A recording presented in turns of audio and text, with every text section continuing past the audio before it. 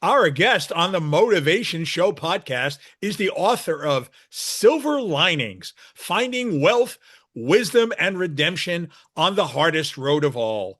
It chronicles a journey from inheriting $10 million in family debt and overcoming a difficult childhood in Taiwan to becoming founder, chairman, and chief investment officer of Siegfried Capital, a $3.2 billion asset management firm. You heard that right, $3.2 billion.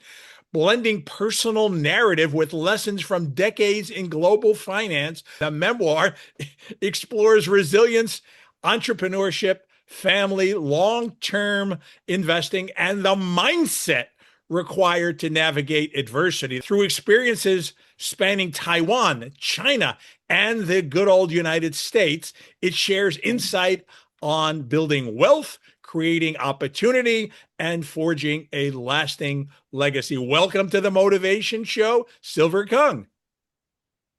Thank you. Nice to meet you. Well, it's a pleasure meeting you because you have what I call the typical or the prototypical rags to riches story.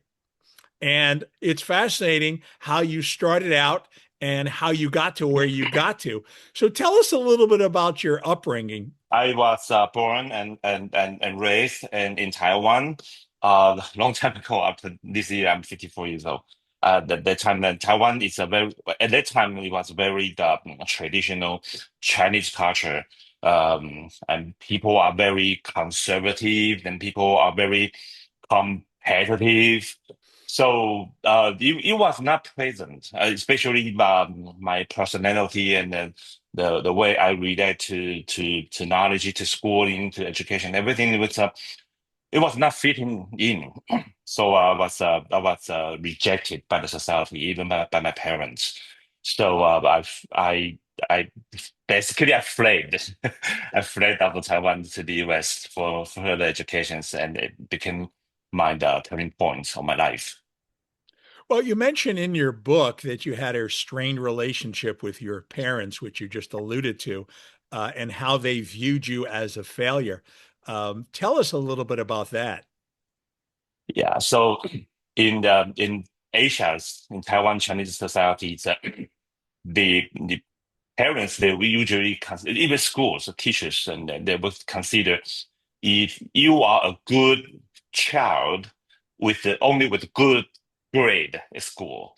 So if your grade is not good enough, that means that you are not a good children, you're not a good child, and it's bad.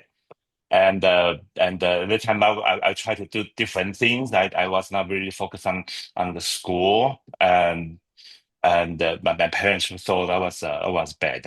They even said I overheard my brain is damaged, and it hurt me in many ways. Wow, your brain was damaged, huh? Yes, And all based on one number, right? That's the yes. criteria is a number and a grade. Uh, so, what inspired you to write this book? What are you looking to achieve, and how would you like readers? What would you like them to take away from reading this book?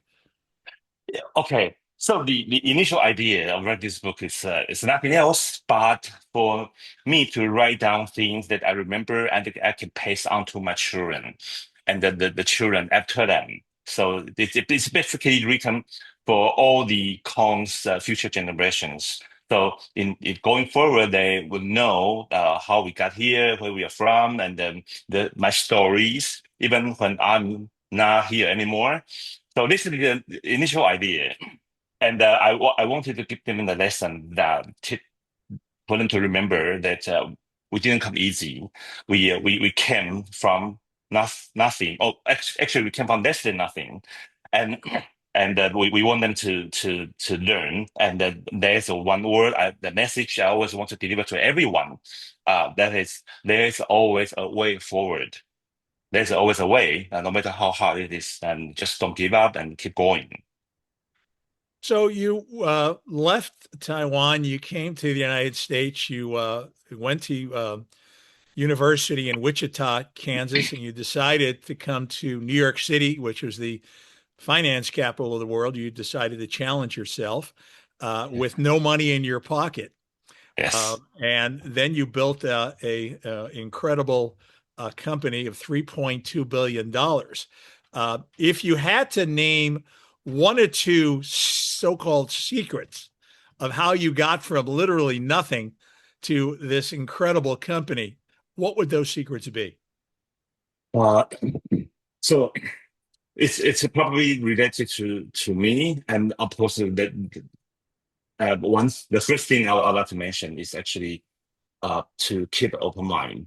So I open my heart. That is also the reason why I didn't work out in Taiwan. They want me to be very focused on work grade only, but that in Wichita I started to explore all kind of ideas, knowledge, and everything. So open mind, open heart is one very important thing. And especially during these today, the AI era, and this will help you to navigate into the future. So you have more elements, more ideas in the future. I think this is the most important thing to me, even today. Uh, and the second one is you could probably call it luck. I am from Taiwan, under the Asian culture, but I was educated in the US, so I'm also familiar with the Western culture. So when I go back to Taiwan and Hong Kong to start my ventures and working, and then I became kind of bridge between the Eastern and Western world, and I understand both sides. I speak both sides of languages, and I understood what people think. And a lot of time during my work time I studied, and I was translating from Chinese to Chinese, or translating from English to English. So it's not that you have to understand the culture. It's just not the language only. So I think the key word is bridging, but you want to be able to bridge, you need to understand more elements. And then I think this is if there's something I want to tell people, this is it. So you were talking about bridging the two cultures from east to west. Do you think you would have been as successful as you are today if you weren't brought up in Taiwan and you didn't have the struggles and your parents didn't label you? Um, of course, we don't know if I will it will work for me in different way, but I would say very likely, very likely. So I think I learned so much during my hardship, and there's so many lessons. I always uh, tell my wife that when we discuss this together, then today what we do today is a accumulation of all our failures in the past, all the lessons in the past, and then we put in the final blast, the final shot, and to correct all the errors into this, and it worked. And in your book, you talk about that you embrace novelty and adventure, and that wanderlust is part of your nature. The typical person I meet usually is quite the opposite. They sort of embrace familiarity. They don't want to take too many risks, too many gambles, venture out too much. You even talk about taking long trips, not even knowing where your destination is, 5 hours in a car, and you prefer to be by yourself in solitude. Can you give us some explanation as to why you do that? It's I still do that. Even all these years, I still do that. I think I'm fascinated. I'm doomed to go to the unknown. So when it excites me. So when I drive, or when I walk on this path, and I don't know what it will bring me, how it will take me, and when I see something new, and see something exciting. It can be good surprise or bad surprise, but either way, it will remain in my memory for a long time. And this idea excites me. And every time I encounter something new, and it stays on, it became part of me, part of all the elements I was just talking about. So I have all my life, with good things or with bad things, I have accumulated so many different elements, and it became my fuel to deal with things going forward. In your book, you also mention the fact that you are able to think two steps ahead. And so you can have this sort of vision of what's going to happen later, which helps you make decisions better. How do you handle the daily stress of running a $3.2 billion company, and your decisions are not just in dollars, but they're in hundreds of millions of dollars? Yeah, to diversify away. I have my hobbies. My hobbies are movies, reading, and travel, and all these are good habits for me for years. Since I was very young, and I still do that. And for it, sometimes they will diversify your attention away from your pressure, and and that is good. And then sometimes you learn something new from the new book, from the new movies you watch or read, or the new places you go to travel. And it's exciting. It's exciting, and it's a very relieving, relieving. Yeah. Also, in your book, you talk about how many books you read in a week and how many movies you go see. Now, I read a lot of books, so you and I have a lot in common. And I also go to a lot of movies, but I'm very curious to see how you see the movies as something that helps you in business. Oh, there's so many of them. Then, of course, I started watching movies when I was in high school, very young, and at that time I couldn't travel, and and now I do, but I still watch a lot of movies, and watching movies will take you to places you don't really go to, you cannot go to. I not just places, but the thoughts, ideas, and people's uh, discussions and literatures, all different things. And watching a movie is almost like like reading a book, but with more, because there are more opinions in there, and more other arts related to that. The music, of course, I love the music. I have a collection of film music, and that's also very important to me. It's very soothing. It's very relieving of my daily life, and I'm excited to learn something new every day. So this I still keep up the work. I still do that. I enjoy it. Also in your book, you talk about sitting there with your wife watching a movie with Yes. Will Smith. Yes. I forget what it's called, like Finding It, Happiness. it's Um, in pursuit of in happiness. Pursuit of Happiness, correct. Yeah. And so you can relate to that film, and you're even crying watching that film. Tell us how you can relate to that film, and because you weren't born with a silver spoon in your mouth, No. as they say. So explain that.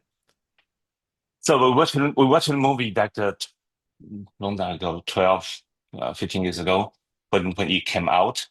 Uh, and at that time, we were just looking at my own silver lining. At that time, we already had like 10 years in the darkness, very difficult. This family is broke. My dad died because of that, and I had to flee again to Hong Kong to start my own venture to survive. And at that time, when we watched the movie, things just started to get a little bit better, and we already started to feel okay. We must have done something right, and then we should keep doing. And there was a moment in the movie that we saw Will Smith with his son, and they locked themselves in the bathroom in I think in the train station or somewhere, and then people were bumping the door, and they tried to block the door. They didn't want people to come in, and there's a long place they could stay.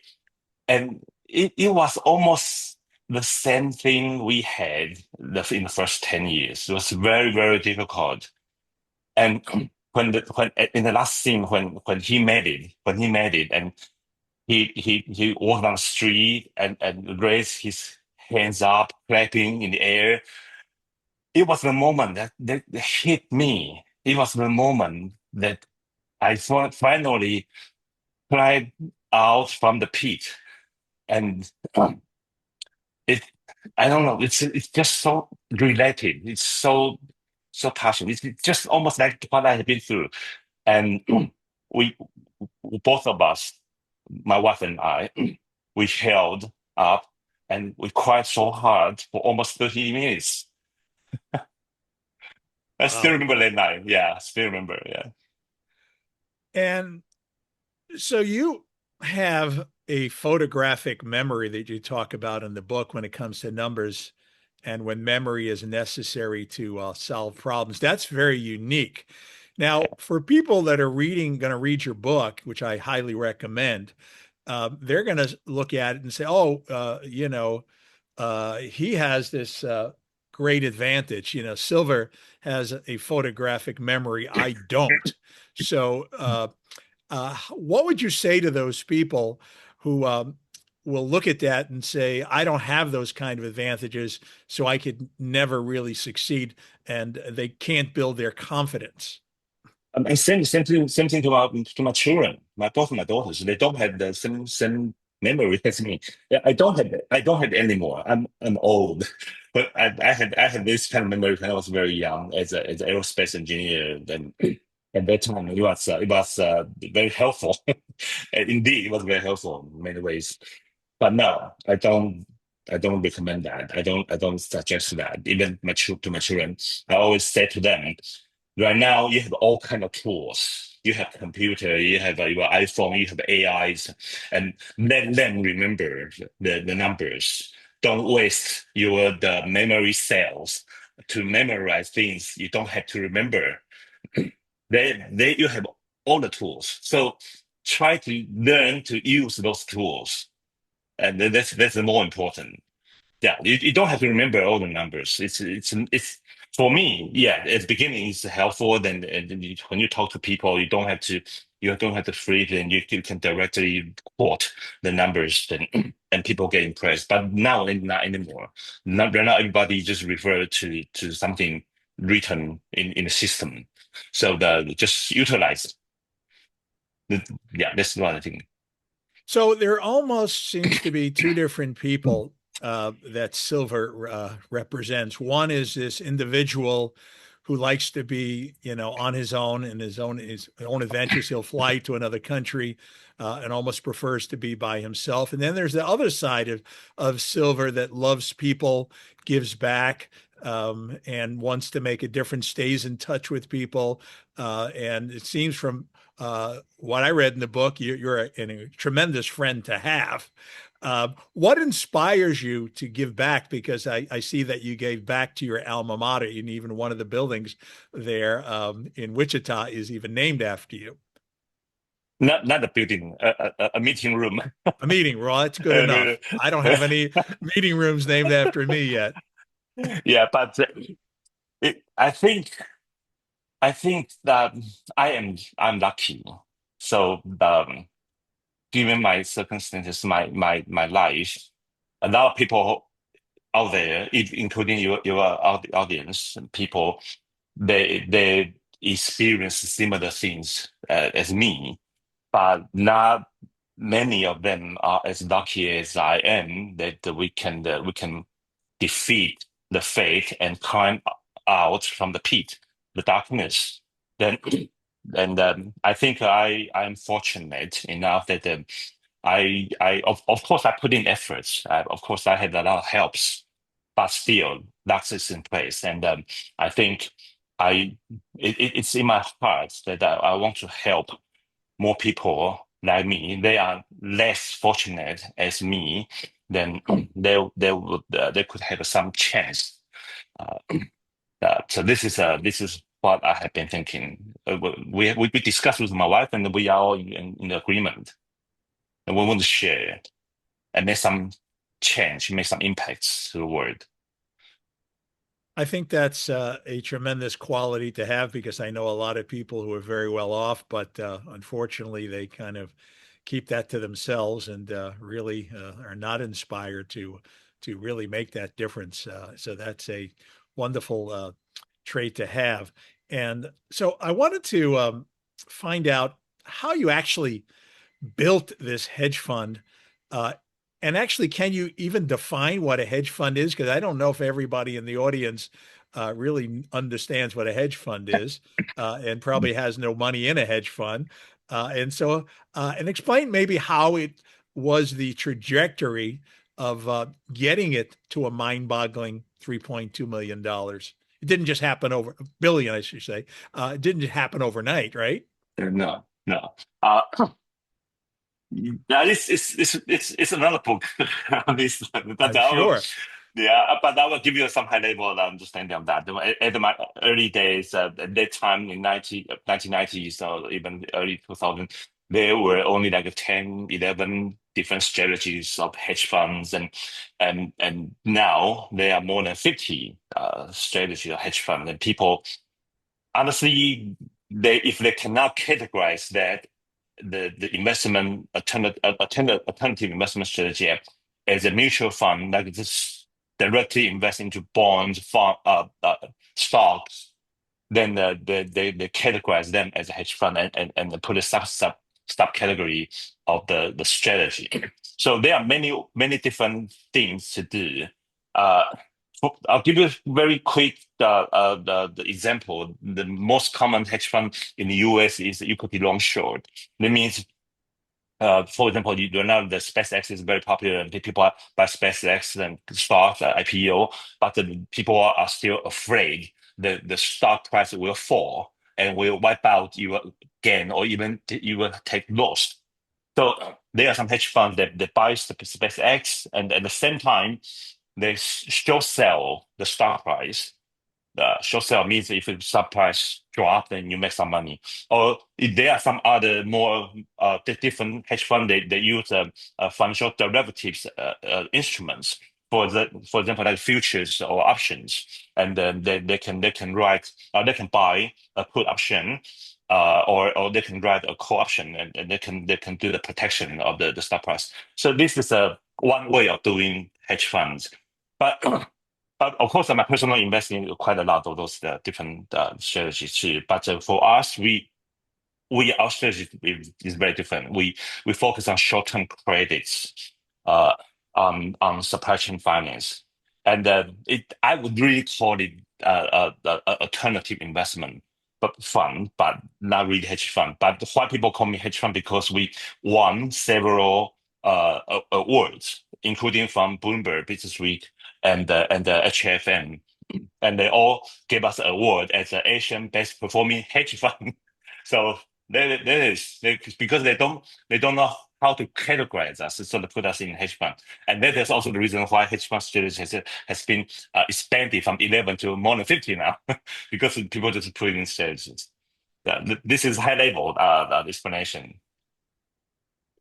So I wanted to know what you think makes you different than the average CEO or the average person. What makes Silver Kung the person that he is today? You mentioned uh, two very important phrases. You said open mind before and open heart. And tell us how that integrates into making you the person you are. I think a simple example that I usually give to my students, my children, that you can be a very good chef. You can make a very good dinner dishes, right? But if you only know like 10 of the materials, you know this vegetable, you know this meat, this fish, and you use the 10 material, you there are only so many dishes you can make. But if you know 100 different materials or 200, then you can start to play around this plus this and make a new dish, and this some variation, make a new dish, and then you become a very versatile chef, and you can make almost everything. So the thing is, if you want, what kind of chef you want to be? You want to be a very specific, specialized chef. You are very good at one, for example, the steak, and nothing else, just the steak. And when people think about steak, they come to you. It's fine. It's totally fine. It's one way to do it. Or you want to become a chef, you can always tailor made whatever. If you feel like today, or people ask you, can you do something differently? And you can always say, sure, of course, because you have 200 materials, you have 200 elements in your head. So it depends on what kind of work you want to do. I want to become the 200 element chef. So yeah, this is me. And so, in closing this show, so many people walk around in life with self-doubt. They have a lack of self-confidence. They don't really believe in themselves. They just don't know how to get out of their own way. They just don't know what to do. What would you advise those people? How could they uplift themselves? How could they move forward? And how can they embrace novelty and adventure and just go for it the way you did? Uh, um, not many people have the leisure. Not many people have the resource to travel, to to explore different ideas. Like me, so now I was totally broke. I didn't have any resource. But what I did to myself is that you read a book, you find out one story that I kept my library card. That so I have the library card. That means I have the free access to the tons of books I can read. And you don't need resource. You only need time. You only have to do it. And reading it's very important. It's just they take you somewhere you never be able to go, and you get the ideas, you learn things, and I think even for my children, I encourage them to reading when they were very young. I think this is one most important thing for them to do. If there's someone you would really want to become different, but you don't have resources to do that, then you start from reading. It's important. That's very powerful. I think in your book you said there was like a $99 card investment for the library. I mean, you can go to a library in America today.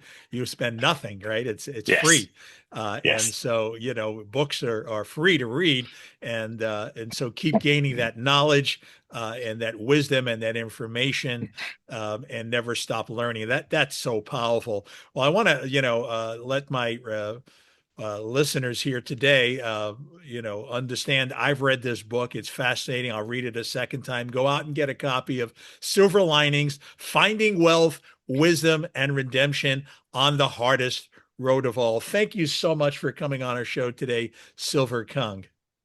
Thank you so much. Thank you for having me.